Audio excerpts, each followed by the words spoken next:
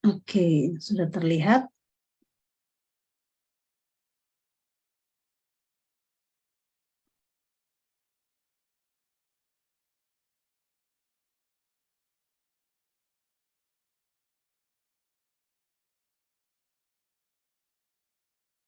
Oke, selamat sahabat sekali lagi. Seharusnya Pak Pendeta yang bawakan, cuma Pak Pendeta berhalangan, tidak enak badan, lagi sakit. Kita akan sama-sama belajar. Mari kita tunduk kepala dan kita akan berdoa. Bapa kekal yang berada dalam tahta kerajaan surga, terpujilah namamu Tuhan. Pada sabat yang kudus ini, ibadah Vesper kita akan sama-sama mendengarkan firman-Mu.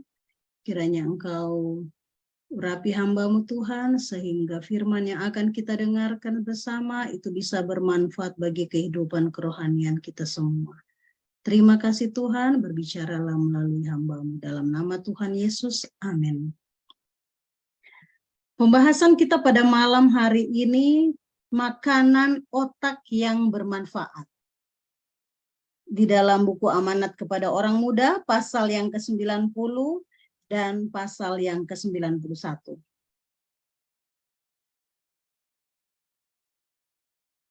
Otak sebagai pusat kehidupan. Otak adalah organ tubuh paling vital dalam diri manusia. Ini ya, gambaran otak ada ya di sebelah kiri. Di dalam otak terdapat miliaran neuron yang sangat penting. Apa itu neuron? Neuron itu adalah sel yang membentuk sistem jaringan saraf. Dan ini sangat penting di dalam otak. Otak depan berperan mengambil keputusan dan menentukan pilihan dalam kehidupan. Otak perlu mendapat nutrisi untuk berkembang dengan sempurna. Nah, oleh karena itu, nutrisi untuk otak didapatkan dari makanan, minuman, dan semua bacaan serta tontonan yang kita konsumsi. Artinya apa? Otak itu mendapat nutrisi dari makanan yang kita makan, minuman yang kita minum, bahkan bacaan-bacaan, dan juga tontonan-tontonan yang kita lihat. Jadi mungkin ada yang pernah dengar ini GIGO ya, garbage in, garbage out. Jadi sampah yang masuk juga adalah sampah yang akan keluar. Mari kita lihat tontonan versus bacaan. Anak-anak sekarang jarang suka membaca buku. Mereka lebih suka menonton TV atau gadget mereka. Otak diberi makan dengan apa yang dikonsumsi lewat mata dan telinga. Jadi pada waktu kita melihat atau kita mendengar dan kita membaca dengan mata kita, maka itulah yang akan masuk ke dalam otak kita. Jadi apa yang kita tonton, apa yang kita baca, itu yang akan masuk ke dalam otak kita. Segala informasi yang masuk lewat mata dan telinga akan memberi makan otak kita. Segala tindakan dan perilaku kita dipengaruhi oleh bacaan dan tontonan yang kita suka. Jadi ini penting sekali. Apa yang harus kita tonton dan apa yang harus kita baca. Mari kita lihat pengaruh tontonan bagi otak anak. Ini anak-anak yang kecil dan remaja ya. Kita lihat penelitian tahun 2003 dari Ohio State University mewawancara dan menguji 107 anak-anak prasekolah dan orang tua untuk melihat dampak televisi terhadap teori pikiran anak-anak. Teori pikiran ialah kemampuan memahami bahwa orang lain memiliki pemikiran, perasaan, dan kepercayaan yang berbeda dengan diri kita sendiri. Dan hasil penelitian menunjukkan bahwa terlalu banyak menonton atau terpapar televisi membuat teori pikiran anak terganggu. Ini yang terjadi saat ini. Anak-anak kita, untuk membuat mereka diam, untuk membuat mereka tidak nakal di rumah, untuk tidak mengganggu orang tua yang lagi sibuk, itu yang akan kita berikan kepada anak-anak kita. Kita akan membiarkan mereka menonton, ya. Studi lebih lanjut tahun 2005 yang dipublikasikan di jurnal Cerebral Cortex mengungkap menonton TV terlalu banyak dapat mengubah komposisi otak manusia. Ini lihat, jadi terlalu banyak menonton TV ini bisa mengubah komposisi di dalam otak kita ya. Ketika peneliti meneliti 276 anak-anak usia antara 5 sampai 18 tahun, anak-anak dan remaja ini ya, mereka menemukan bahwa semakin banyak waktu yang dihabiskan anak-anak itu di depan TV, semakin tebal wilayah lobus frontal otak mereka. Itu karena terlalu banyak menonton sehingga wilayah lobus frontal atau otak depan itu akan semakin tebal. Itu adalah wilayah yang sama yang dikenal untuk menurunkan pengolahan bahasa dan komunikasi. Itu sebabnya mereka akan memiliki IQ verbal yang lebih rendah karena sudah dipenuhi dengan hal-hal yang kita tonton ya. Jadi ini penting sekali untuk anak-anak, untuk kita orang tua yang masih punya anak-anak dalam masa pertumbuhan, yang kita boleh melihat ya apa yang mereka tonton dan apa yang mereka baca. Tapi itu belum semuanya. Sini lihat ya, hipotalamus, spektrum wilayah motorik sensorik dan korteks visual juga membesar karena terlalu banyak nonton TV dan juga bacaan-bacaan yang tidak bagus ya. Semua itu merupakan bagian otak yang memproses respon emosional, gairah, agresi, dan penglihatan. Jadi mungkin itulah sebabnya peningkatan paparan TV terhadap anak di bawah usia 3 tahun berkolerasi dengan tertundanya kemahiran berbahasa, sehingga membutuhkan waktu beberapa tahun bagi mereka untuk mengejar ketinggalan. Jadi ini ya, kalau anak-anak yang menonton TV, anak di bawah usia 3 tahun, maka itu sangat berpengaruh ya. Mereka akan tertinggal dalam berbahasa. Jadi ada banyak anak-anak yang terlambat bicara, itu sebabnya ya, karena terlalu banyak yang mereka tonton. Jadi mereka harus mengejar ketertinggalan ini. Ketika memasuki masa sekolah, anak yang menonton TV 2 jam atau lebih sehari kemungkinan besar mengalami kesulitan psikologi, termasuk hiperaktif, masalah emosional dan perilaku, serta konflik sosial dengan teman-temannya di kelas. Lihat ini, jadi anak-anak yang menonton TV 2 jam atau lebih dari 2 jam sehari akan sangat berpengaruh. Oke. Pengaruh buku bagi otak anak. Membaca memperkuat jalur saraf Anda. Bahkan di usia muda, anak yang dibacakan buku oleh orang tuanya mengembangkan 5 kemampuan membaca, termasuk kosakata yang lebih banyak, pengenalan kata melalui ucapan, kemampuan untuk menghubungkan huruf tertulis dengan yang dilisankan, pemahaman terhadap bacaan, dan kelancaran untuk membaca teks secara akurat dan cepat. Mungkin kita masih ingat ya orang tua pada waktu anak kita masih kecil, juga bukannya orang tua, oma opa juga mungkin ya, yang membesarkan cucu, kita suka membacakan cerita buat anak kita. Masih ingat ya? Kita suka membacakan cerita Musa, cerita Esther. Jadi pada waktu anak-anak tidur, bahkan mereka mendengarkan cerita. Kita yang membaca, bukan mereka yang membaca, tetapi itu akan tertanam di dalam pemikiran mereka. Jadi seolah-olah mereka juga ikut membaca karena mereka mendengarkan apa yang kita ceritakan. Ingat ya. Tapi kalau ada statement yang mengatakan bahwa cerita dongeng ya, ingat ya, cerita dongeng yang diceritakan. Padahal sebenarnya jangan cerita dongeng. Itu sangat berbahaya. Lebih bagus cerita-cerita dalam Alkitab yang ceritanya lebih bagus dari cerita dongeng. Sebuah studi yang dilakukan oleh tim peneliti dari Emory University mengungkap bahwa buku dapat merangsang perubahan dalam konektivitas otak. Lihat ini, pada waktu kita membaca, ini akan merangsang perubahan dalam konektivitas otak kita ya, khususnya bagi anak-anak dalam masa pertumbuhan. Dari penelitian tersebut, peneliti mengungkapkan bahwa otak partisipan masih menunjukkan tingkat konektivitas yang sama dengan saat membaca. Meski waktu membaca sudah 5 hari berlalu. Lihat, ini masih terkoneksi ya. Karena walaupun kita baca sudah seminggu, sudah 5 hari yang lalu, itu masih akan diingat.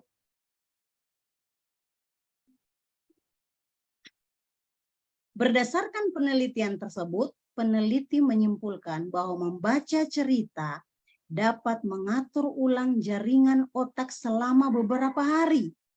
Hal ini juga mungkin menunjukkan bagaimana peran kegiatan membaca dalam membentuk otak anak. Jadi ini membaca akan lebih baik ya daripada anak-anak disuruh melihat gadget mereka. Mari kita lihat apa manfaat membaca buku bagi otak ya, bukan untuk hanya anak-anak tetapi untuk kita semuanya. Yang pertama, meningkatkan konektivitas otak.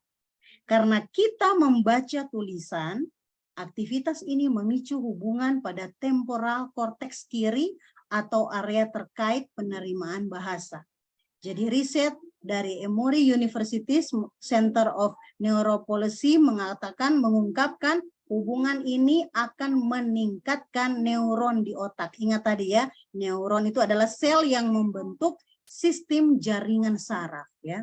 Ketika kita memproses huruf, kata, kalimat hingga cerita, semua akan mengaktifkan saraf-saraf dan otak akan bekerja lebih keras. Dan membaca dapat melatih memori otak kita dan meningkatkan konsentrasi otak ya, memori otak kita dan meningkatkan konsentrasi. Kita akan lebih fokus. Apalagi anak-anak ya, pada waktu mereka membaca huruf per huruf ya, ini akan membuat mengaktifkan saraf-saraf dan otak akan bekerja lebih keras karena apa yang mereka baca. Ini juga termasuk pelajaran kelas 1 SD ya. Di sini ada Ibu Lili yang sudah lama duduk di kelas 1 SD, sekarang sudah naik kelas. Nah, itu jadi memang sangat sulit ya bagi guru TK bahkan juga guru kelas 1 SD yang akan mengajar anak untuk membaca. Tetapi pada waktu mereka membaca, mulai dari 2 huruf sampai kata, kalimat, itu akan mengaktifkan saraf-saraf mereka.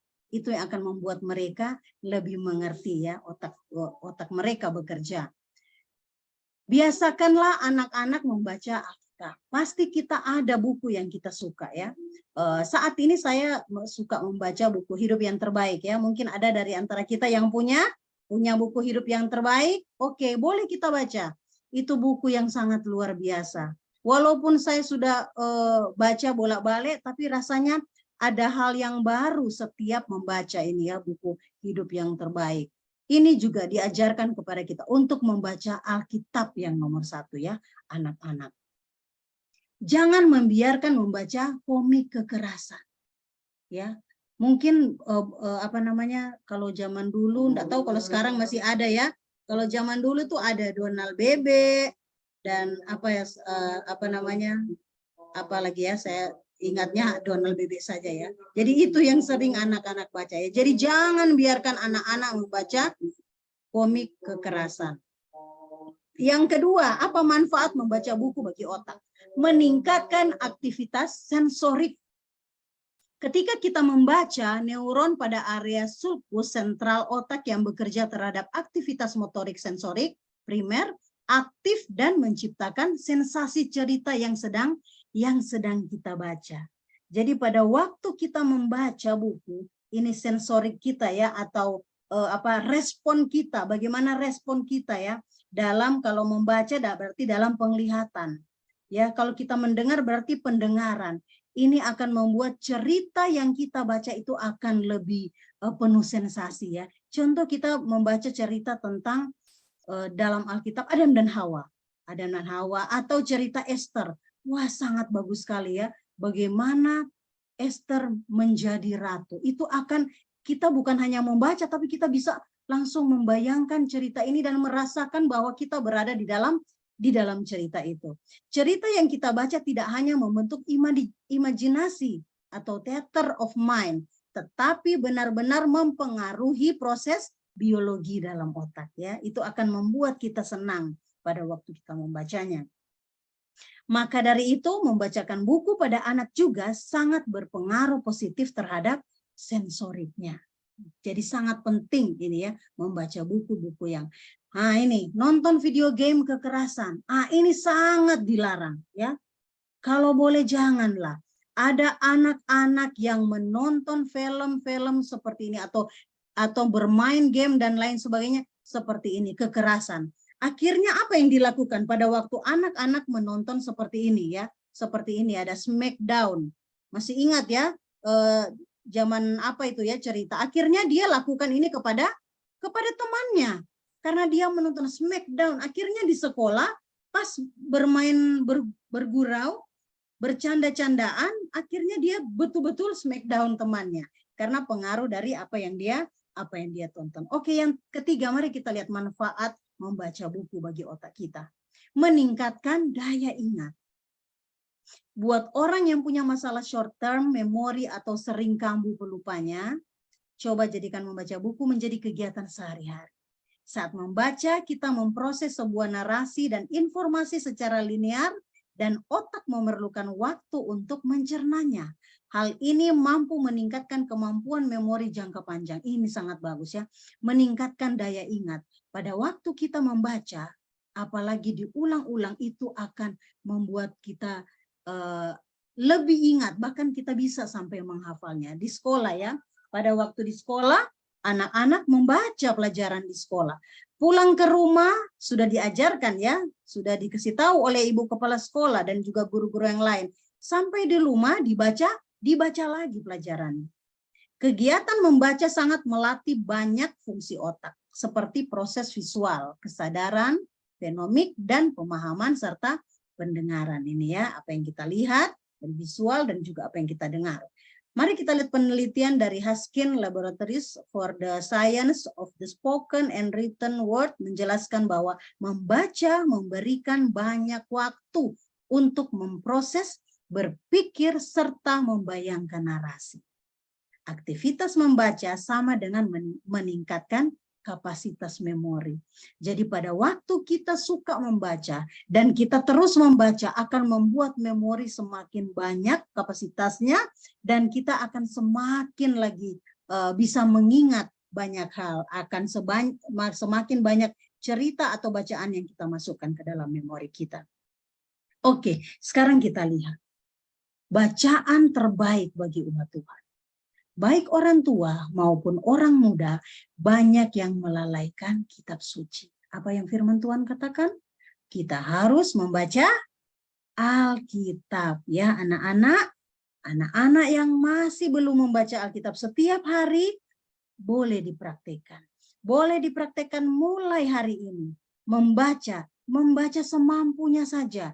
Kalau satu hari bisa satu pasal saja kita baca ya. Ada anak-anak di sini banyak, ada anak-anak muda juga, bahkan orang tua yang mungkin belum sempat membaca atau baca hanya pada waktu ke gereja. Kita boleh mulai membacakan Alkitab ya.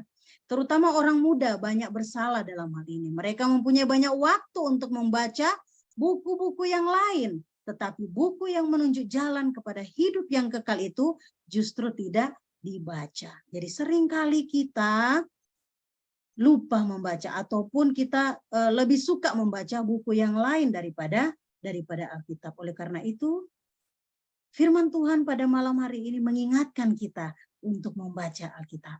Ya, belum terlambat untuk membaca. Bikin jadwal.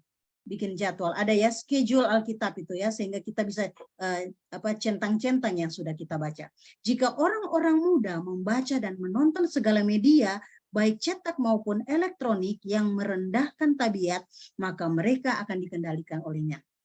Jadi pada waktu kita membaca atau melihat hal-hal yang tidak baik yang membuat tabiat kita bukan lebih baik tetapi lebih jelek, kita akan dikendalikan oleh hal tersebut ya. Apa yang kita baca itu akan dikendalikan oleh itu. Oke, kita lihat. Cerita-cerita omong kosong dibaca dengan penuh perhatian, tetapi kitab suci sendiri dilalaikan. Pada waktu kita membaca komik atau Donald Bebe atau buku-buku sinetron atau apa segala, kita baca dengan sungguh-sungguh karena kita ingin cari tahu ceritanya. Tetapi pada waktu kita membaca Alkitab, ada banyak sekali alasan. Yang ngantuk lah, yang ini, aduh baca Alkitab baru 5 ayat sudah ngantuk. Jadi akhirnya kita membaca Alkitab itu menjadi obat tidur karena cepat ngantuk. Kitab suci itulah pemimpin kita kepada kehidupan yang lebih tinggi dan lebih suci. Di dalam Counsel to Parents, Teacher, and Student halaman 138-39 katakan, kitab suci berhak mendapat penghormatan kita yang paling tinggi.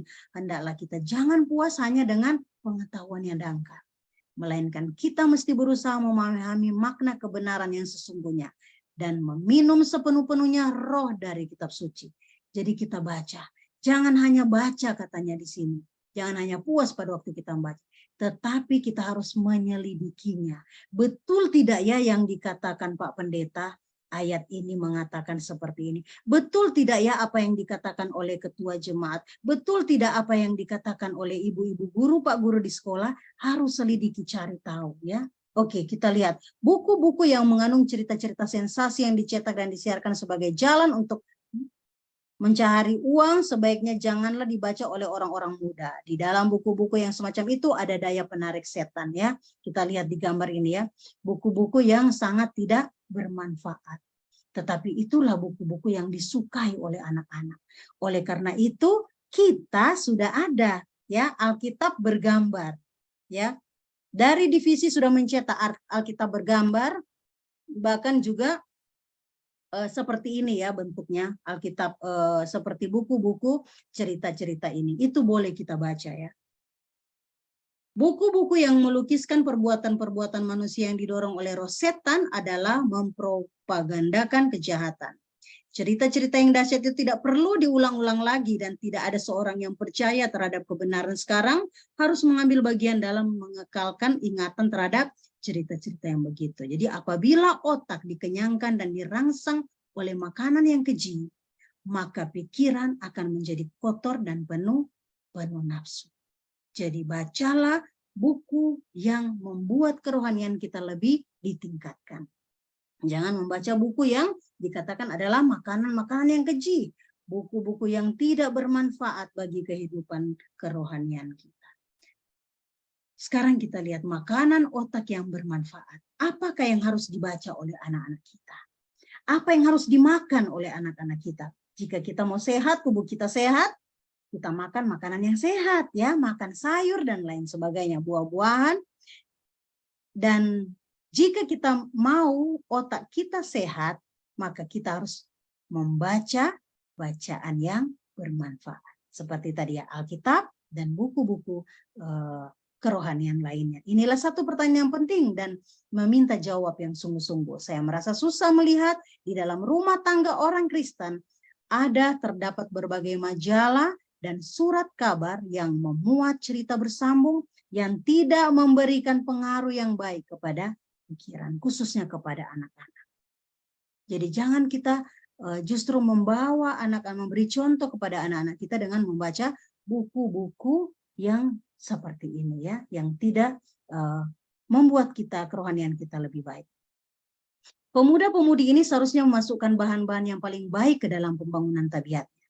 Kecintaan dan takut akan Allah serta pengetahuan akan Kristus. Inilah yang harus kita baca. Tetapi banyak orang yang belum mempunyai cukup pengertian tentang kebenaran seperti yang ada di dalam Yesus. Oleh karena itu, pikirannya penuh dengan cerita-cerita yang menakjubkan. Di dalam Alkitab ada banyak juga cerita-cerita yang sangat luar biasa. Pada waktu kita membaca hanya sepintas selalu saja selesai satu pasal, tetapi kita tidak membaca dengan penuh perhatian.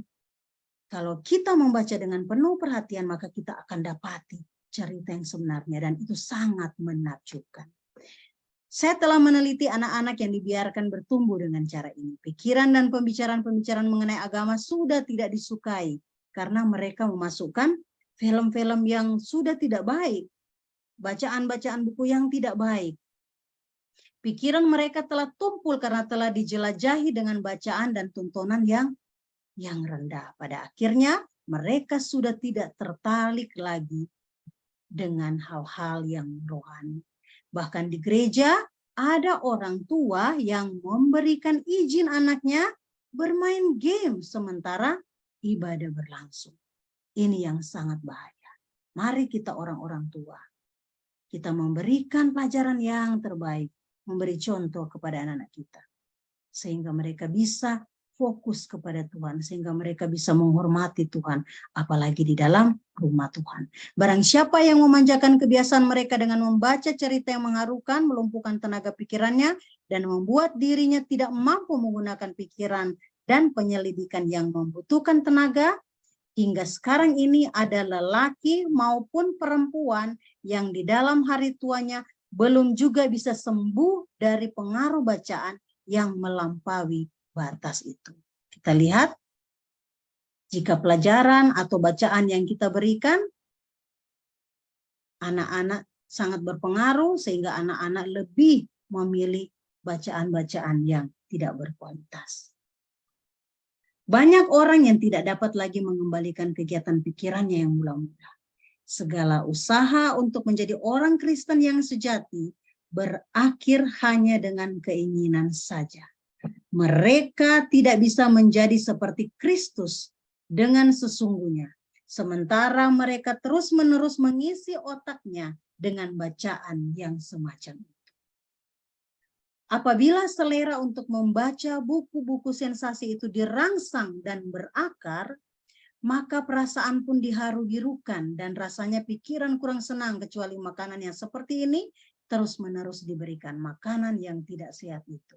Jadi bacaan-bacaan yang tidak sehat itu akan membuat kita dirangsang, berakar, dan akhirnya kita lupa dengan Tuhan, lupa dengan Alkitab yang harus sebenarnya kita baca. Bacaan berseri, tontonan bersambung membawa pikiran orang mengikuti alur cerita, karangan penulis atau sutradara, membuat otak menjadi tertawan dengan omong kosong dan imajinasi liar. Masih ingat ya, ada yang juga yang suka film-film Korea ya. Film Korea itu bersambung-sambung ya, enggak tahu sampai berapa seri. Pada akhirnya selera untuk ibadah dan membaca Alkitab menjadi mati. Karena kita sudah lebih memilih film-film yang bersambung. Karena penasaran. Jadi akhirnya kadang sampai ada satu anggota saya di jemaat yang dulu, dia bercerita sendiri, dia nonton film Korea. Karena penasaran, seri sekian, akhirnya nonton sampai tengah malam, tanpa sadar hampir subuh dia menonton. Karena penasaran terus dengan film berseri ini. Hati-hati kita ya. Pikiran yang ketagihan terhadap rangsangan sama seperti pemabuk yang kecanduan minuman yang memabukkan. Itulah bacaan-bacaan ya, membuat kita kecanduan. Film-film juga. Jadi sangat hati-hati. Orang-orang muda ini tidak menunjukkan roh perbaktian.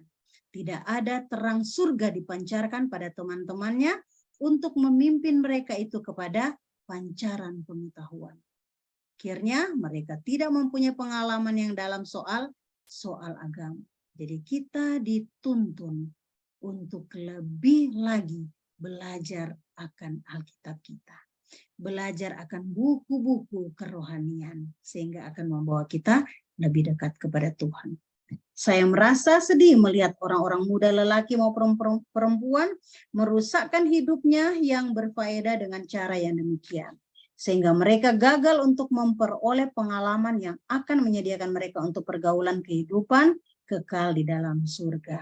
Jadi dalam buku Patriarchs and Prophets ini ya, buku Para Nabi dan Raja, para nabi dan bapak ya, satu proses persediaan yang panjang dan tidak diketahui oleh dunia sedang berlangsung di dalam hati sebelum seorang Kristen berbuat dosa yang terang-terangan.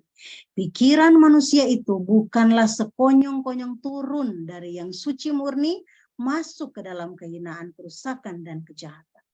Waktunya cukup lama dalam proses kemunduran dari peta yang dijadikan atas teladan Allah menuju kepada peta setan yang nista. Dengan memandang kita dapat diubahkan. Dengan membajakan pikiran-pikiran yang kotor, manusia mendidik pikirannya memikirkan rupa, sehingga dosa yang tadinya dibenci akan menjadi kesenangan baginya. Pada waktu kita tahu itu dosa, pada waktu kita tahu itu hal yang tidak baik untuk kita tonton, tetapi kita mau menonton, akhirnya kita akan tidak menganggap itu dosa lagi. Kita tidak akan membenci dosa itu, tetapi akhirnya akan membuat kesenangan bagi kita. Kesimpulan kita pada malam hari ini ada 5 hal. Yang pertama, otak manusia adalah spons yang menyerap dengan baik semua informasi yang masuk di dalamnya. Oleh karena itu, apa yang akan kita serap itu yang paling penting. Siapkan hal-hal yang baik, bacaan-bacaan yang baik, tontonan-tontonan yang baik, sehingga kita bisa serap dengan baik. Garbage in, garbage out. Jadi sampah yang masuk, sampah juga yang keluar. Jadi mari kita masukkanlah informasi yang baik, maka yang baik juga yang akan dikeluarkan. Jika kita membiasakan diri membaca dan menonton yang tidak rohani, yang jahat dan merusak, maka tingkah laku kita tanpa disadari akan mengikuti apa yang kita masukkan ke dalam pikiran kita, apa yang kita makan, ya. Jadikanlah Alkitab menjadi bacaan wajib dalam hidupmu agar engkau dituntun ke jalan yang benar. Mari kita mulai sekarang lebih rajin lagi untuk membaca Alkitab. Mencintai Alkitabmu. Cintai dulu Alkitabmu. Setelah itu engkau mau membacanya. Engkau mau berjalan bersama Tuhan lewat cerita-cerita yang ada di dalam Alkitab. Dan 2 ayat terakhir pada malam hari ini, di dalam Lukas 6 ayat 45, orang yang baik mengeluarkan barang yang baik dari perbendaharaan hatinya yang baik. Dan orang yang jahat mengeluarkan barang yang jahat dari perbendaharannya yang jahat. Karena yang diucapkan mulutnya meluap dari hatinya. Dan ayat terakhir adalah ayat favorit saya di dalam Amsal 4 ayat 23. Jagalah hatimu dengan segala kewaspadaan, karena dari situlah terpancar kehidupan. Semoga firman Tuhan pada malam hari ini bisa membuat kita lebih suka memasukkan hal-hal yang baik, makanan-makanan yang baik, sehingga otak kita bisa menjadi sehat. Bahkan juga hati dan pikiran kita menjadi lebih baik. Dan apa yang kita masukkan, itu juga yang akan kita keluarkan. Oleh karena itu, masukkanlah hal-hal yang baik, sehingga kita juga bisa menjadi berkat dimanapun kita berada. Semoga Tuhan memberkati kita. Amin. Amin.